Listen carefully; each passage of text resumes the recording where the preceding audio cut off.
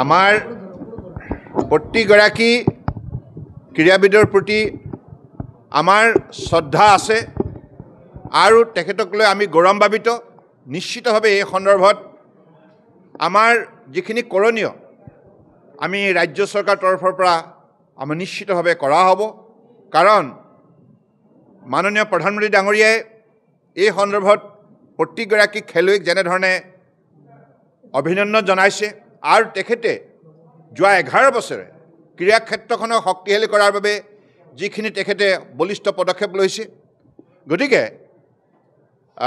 মই ভাবোঁ যে আমাৰ বৰ্তমান সময়ত গোটেই ভাৰতবৰ্ষতেই ক্ৰীড়া জগতখনৰ সন্দৰ্ভত ৰাইজৰ যিখিনি দায়িত্ব আছে এই সন্দৰ্ভতো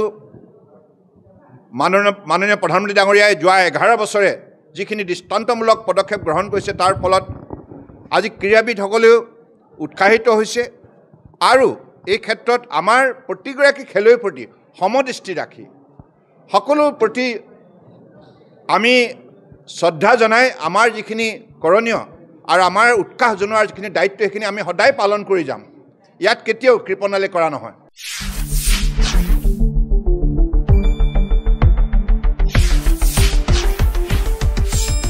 শুদ্ধ আৰু বিস্তৃত বাতৰিৰ বাবে চাই থাকক নিউজ ডেস্ক ৰিপৰ্ট।